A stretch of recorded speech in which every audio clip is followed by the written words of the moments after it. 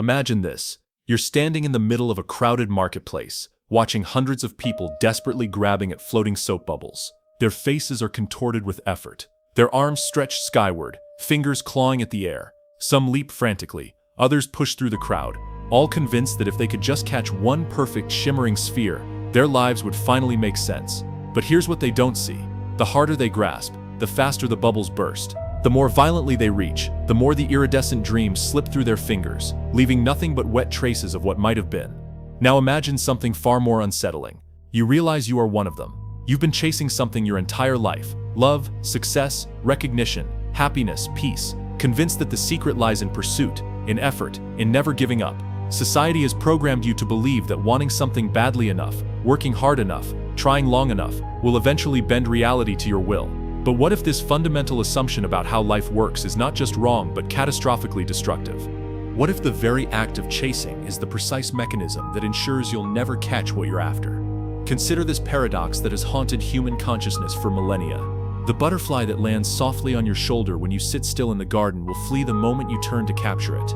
The friend who genuinely enjoys your company disappears when you become needy for their attention. The creative inspiration that flows through you like water becomes a drought the moment you desperately demand its arrival.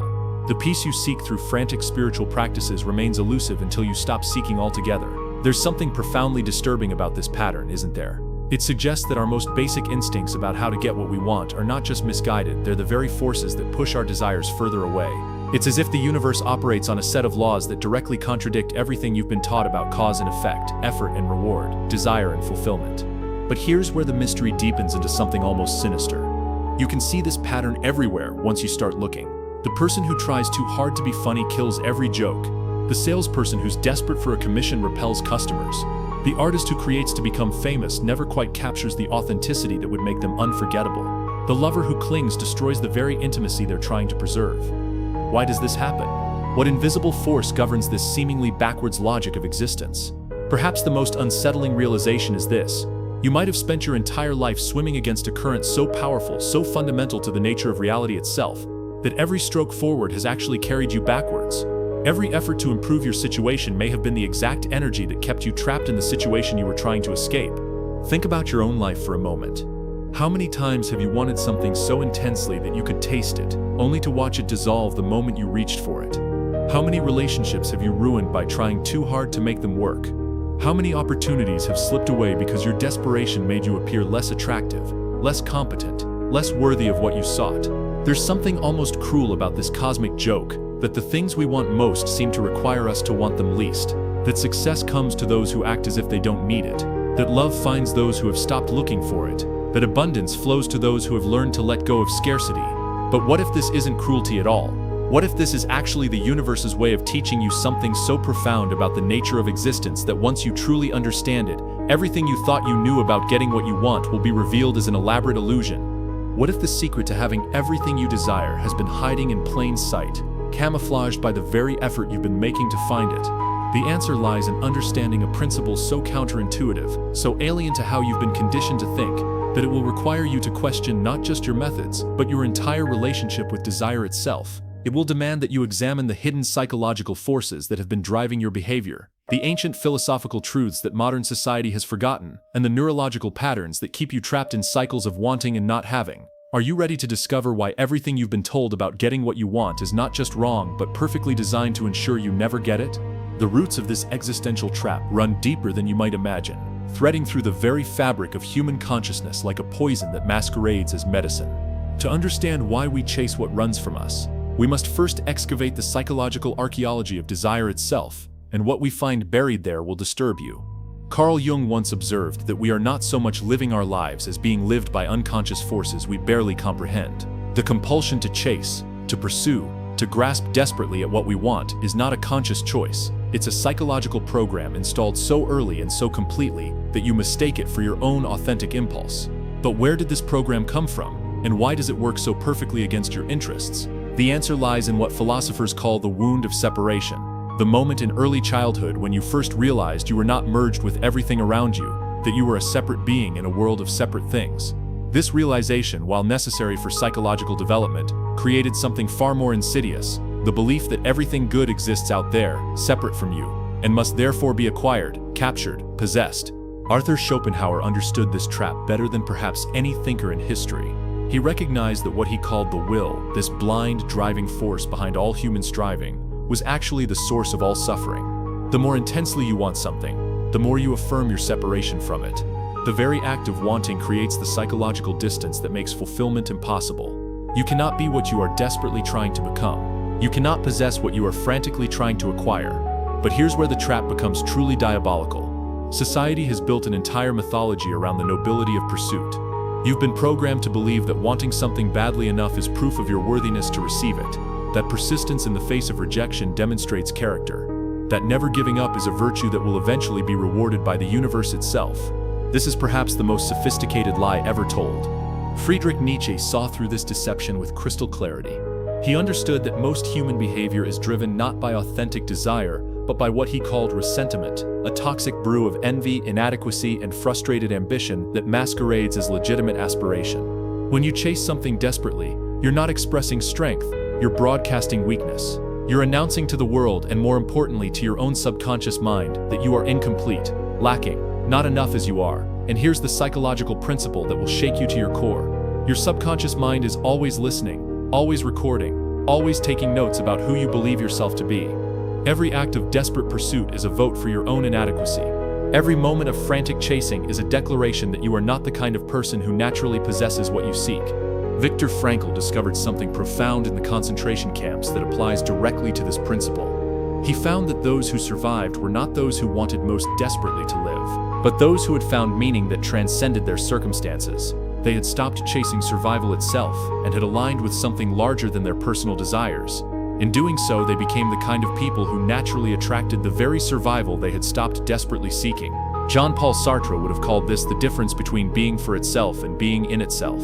When you chase, you exist in a state of constant becoming, never arriving, never complete.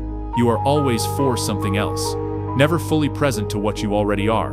But what you seek can only be attracted by someone who already embodies the state of having it, someone who exists as a complete being, not as a perpetual want machine.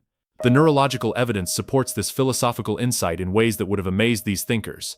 Modern neuroscience has revealed that the brain literally cannot distinguish between what you have and what you believe you have, between what you are and what you believe yourself to be. When you chase something desperately, your neural pathways are constantly reinforcing the pattern of not having. You're literally training your brain to be an expert at lacking what you want. But there's an even more sinister aspect to this programming. The modern world has weaponized your natural impulse to chase. Advertising, social media, the entire consumer economy depends on keeping you in a state of chronic dissatisfaction, always reaching for the next thing that will finally complete you. You've been transformed into a perpetual motion machine of wanting, and every revolution of that machine generates profit for someone else, while leaving you more exhausted and empty than before. Aldous Huxley warned of this in his most prescient moments, that the greatest prison would be one where the inmates didn't even realize they were imprisoned.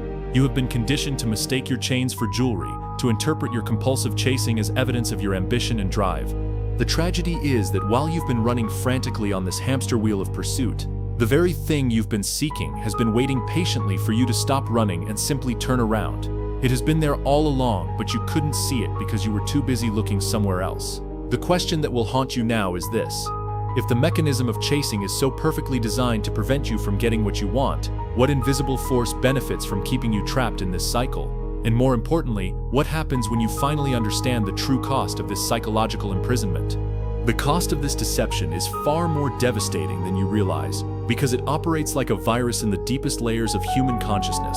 Invisible, persistent, and exponentially destructive. While you've been focused on the obvious frustration of not getting what you chase, something far more sinister has been happening beneath the surface of your awareness. Every moment you spend in pursuit mode, you are literally rewiring your neural pathways to specialize in the experience of lack. Neuroscientists have discovered that the brain operates on a principle called neuroplasticity. It becomes what it repeatedly does. When you chase, your brain becomes an expert at chasing. When you want desperately, your neural networks become optimized for desperate wanting. You are unknowingly sculpting your consciousness into the perfect shape for perpetual dissatisfaction. But here's where the horror deepens. This pattern doesn't just affect what you're currently chasing. It begins to colonize every area of your life, like a psychological cancer that metastasizes through your entire existence. The person who chases love desperately doesn't just repel potential partners. They begin to experience desperation as their default emotional state. The entrepreneur who chases success frantically doesn't just fail to achieve it. They begin to identify so completely with the struggle that success itself becomes a threat to their sense of self. You become addicted to the chase itself, not because it feels good, but because it becomes the only way you know how to exist. The pursuit becomes your identity, your purpose, your proof that you're alive and trying. Without something to desperately want, you feel empty, purposeless, lost. You have been transformed into a psychological vampire that feeds on its own dissatisfaction. Consider the cognitive bias that psychologists call intermittent reinforcement, the same mechanism that makes gambling addictive. Occasionally, your chasing does result in getting something you wanted, and this random reward creates one of the most powerful addiction patterns known to psychology. You become convinced that the system works, that you just need to chase harder, longer, more strategically. Each small victory becomes evidence that you're on the right track, while each failure becomes proof that you're not chasing hard enough. This is the psychological equivalent of being trapped in a maze where the walls move just enough to give you glimpses of the exit, ensuring you never stop running but never actually escape. The cultural programming runs so deep that most people cannot even imagine an alternative. You live in a civilization built on the mythology of pursuit, the American dream, romantic comedies where persistence wins love, success stories that glorify the grind, spiritual teachings that promise enlightenment to those who seek it hard enough. Every institution, every story, every role model reinforces the same toxic message. If you want it badly enough and work hard enough, you will get it. But what if this entire civilizational paradigm is not just wrong, but deliberately designed to keep you trapped in a state of productive dissatisfaction? What if the system that promises to help you get what you want actually depends on ensuring you never get it? The economic implications alone should terrify you. An economy built on perpetual growth requires consumers who are never satisfied, never complete, always reaching for the next thing. Your chronic dissatisfaction is not a bug in the system, it's the feature that keeps the entire machine running. Every advertisement, every product launch, every motivational seminar is designed to keep you in a state of productive misery, always becoming but never being. The social consequences are equally devastating. A society of chasers is a society of people who cannot be present with each other because they're always mentally reaching for something else. Relationships become transactional. What can you give me? How can you help me get what I want? Love becomes a resource to be acquired rather than a state to be embodied.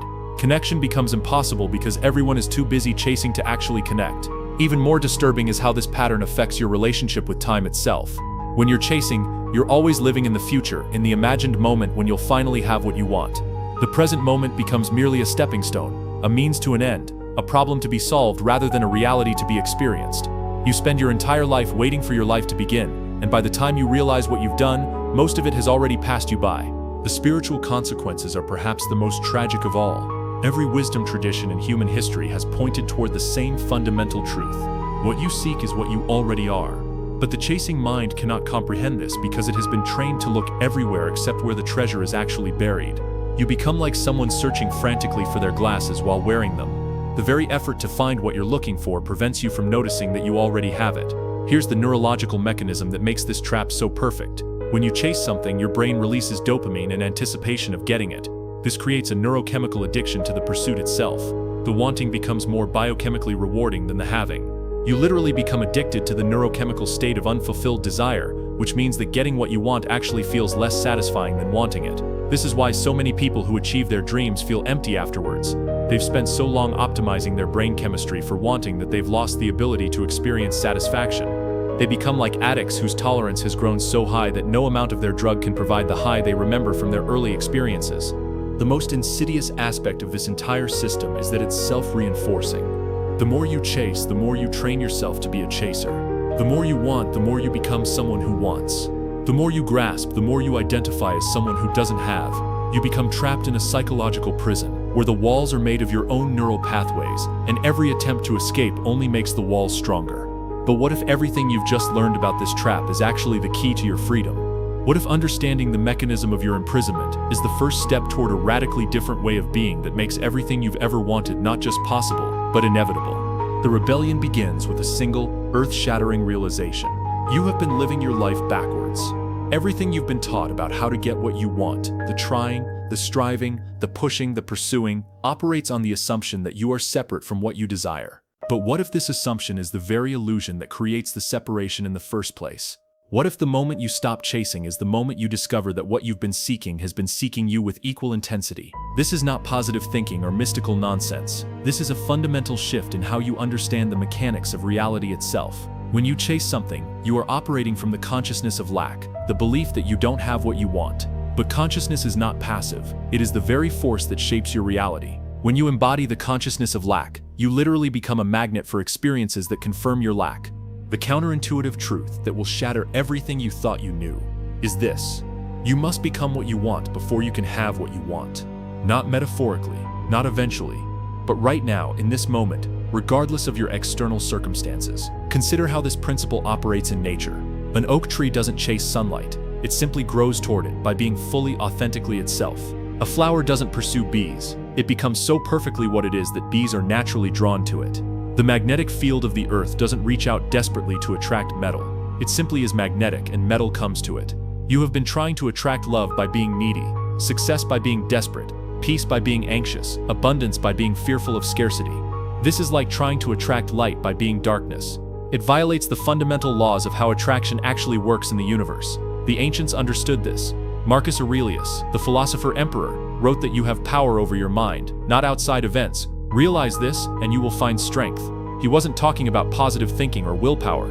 He was pointing to the radical truth that your internal state is the only thing that truly belongs to you, and it is from this internal state that everything else flows. But here's where this becomes revolutionary, rather than just philosophical. The moment you stop chasing and start being, something profound happens in your neural chemistry. Your brain stops producing the stress hormones associated with wanting and starts producing the neurotransmitters associated with having. You begin to vibrate at the frequency of your desire fulfilled, and this vibration becomes a signal that the universe cannot ignore. This is not about pretending you have something you don't have. This is about recognizing that the essence of what you want, the feeling, the energy, the state of being, is already available to you right now, independent of external circumstances. Love is not something you get from another person, it's something you are. Success is not something that happens to you, it's something you embody. Peace is not a destination you reach, it's a way of being you choose. The practical application of this principle will revolutionize every area of your life. Instead of chasing the perfect relationship, you become the kind of person who naturally attracts perfect relationships by embodying the love you seek. Instead of desperately networking to advance your career, you become so authentically valuable that opportunities seek you out. Instead of trying to force inner peace through meditation and spiritual practices, you simply choose to be peaceful right now, in this moment, regardless of what's happening around you. History is filled with examples of individuals who understood this principle and wielded it to transform not just their own lives, but the entire world around them. Gandhi didn't chase political power. He became so aligned with his principles that power flowed to him naturally. Einstein didn't pursue scientific recognition. He became so absorbed in understanding the universe that recognition became inevitable. Mozart didn't chase musical success. He became such a pure channel for musical expression that success was simply the natural result. These individuals understood something that most people never discover. The universe is not a vending machine where you insert effort and receive rewards. It's a mirror that reflects back to you exactly what you are being, not what you are trying to get. The shift from chasing to attracting requires you to make a fundamental change in how you relate to desire itself. Instead of seeing desire as evidence of what you lack, you must begin to see it as evidence of what you already are. The very fact that you can conceive of love, success, peace, or abundance means that these qualities already exist within you. You don't desire what is foreign to your nature, you desire what you recognize as your own potential. This is why the things you want most feel so familiar when you imagine having them. They're not foreign objects you're trying to acquire, they're aspects of yourself you're trying to remember and embody. The practical steps are simple but not easy. Stop trying to get what you want, and start being what you want. Stop asking, how can I make this happen? And start asking, who would I need to be for this to be natural? Stop focusing on the external circumstances, and start focusing on the internal state that would naturally produce those circumstances. When you make this shift, something miraculous happens. The universe stops being something you have to fight against, and becomes something that conspires to support you. Opportunities appear that you never could have created through effort alone. People enter your life who are perfectly aligned with your authentic being. Resources flow to you not because you chased them, but because you became the kind of person who naturally attracts them. This is not magic, this is simply how reality works when you stop working against it and start working with it. You have been swimming against the current of existence itself, and the moment you turn around and flow with it, you discover that the current was always carrying you toward exactly what you wanted. But there's one final revelation that will complete your understanding and change everything you thought you knew about the nature of desire, fulfillment, and what it means to truly have what you want. The ultimate truth is so simple it will make you laugh, so profound it will make you weep, and so obvious you'll wonder how you ever missed it. You never actually wanted the things you thought you wanted. You wanted the feeling of being complete, whole, at peace with yourself and your place in the universe. Everything else, the relationships, the success, the recognition, the material possessions, were just symbols you mistook for the substance. This is the final illusion that must shatter before you can be truly free. The belief that fulfillment comes from having rather than being. You have spent your entire life chasing mirages in the desert of desire, convinced that if you could just reach that shimmering oasis on the horizon, your thirst would finally be quenched. But every time you arrived where the water appeared to be, you found only more sand and another mirage in the distance. The water was never out there. It was always within you, waiting patiently for you to stop running long enough to notice it. What you have been seeking through all your chasing, all your striving, all your desperate pursuit, is nothing more or less than the simple experience of being authentically, completely yourself. The love you chase in relationships is the love you refuse to give yourself. The success you pursue in your career is the approval you won't grant your own efforts. The peace you seek through spiritual practices is the acceptance you deny your present moment experience. You have been running from yourself while chasing yourself, rejecting yourself while seeking yourself, abandoning yourself while trying to find yourself. This is the cosmic joke that has been playing out in your life. You are both the seeker and the sought, the hunter and the hunted, the one who desires and the fulfillment of that desire. Consider this moment right now. Sitting here, reading these words, breathing this breath, existing in this precise configuration of consciousness that is uniquely you. This is it. This is what you've been chasing. Not some improved version of this moment, not some future state where everything is different, but this exact experience of being aware, of being alive, of being you. The tragedy is not that you can't have what you want. The tragedy is that you already have everything you've ever truly wanted, but you've been so busy looking elsewhere that you've missed it entirely. You are like someone who has spent their life searching desperately for their glasses while wearing them, or looking frantically for their keys while holding them in their hand. This realization brings with it a grief so profound it can shatter you completely. The grief of recognizing how much life you've missed while waiting for life to begin. How many sunsets you've failed to see because you were planning tomorrow. How many conversations you've missed because you were thinking about what you wanted to say next. How many moments of love you've been too distracted to receive because you were worried about whether it would last. But within this grief lies the seed of the most profound liberation possible. The understanding that you can stop running now. You can stop chasing now. You can stop waiting for your life to start now. Because your life, your real life, the one you've been seeking, is happening right here, right now, in this moment, as this moment. When this truth finally penetrates the layers of conditioning that have obscured it, something extraordinary happens. The entire world transforms, not because the world has changed, but because the one perceiving the world has remembered who they really are. Colors become more vivid, not because they've become brighter, but because you've stopped looking past them towards something else. Relationships become more fulfilling, not because people have changed, but because you've stopped trying to get something from them and started offering something to them. Work becomes more meaningful, not because your job has changed, but because you've stopped seeing it as a means to an end and started seeing it as an expression of who you are. This is the great reversal that changes everything. Instead of trying to rearrange the external world to match your internal desires, you align your internal state with the perfection that already exists. Instead of trying to change what is, you change your relationship to what is. Instead of trying to become someone else, you become more fully yourself. And here's the most beautiful paradox of all.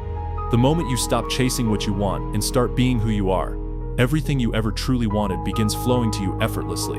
Not because you've manipulated the universe into giving it to you, but because you've finally become the kind of person who naturally attracts it.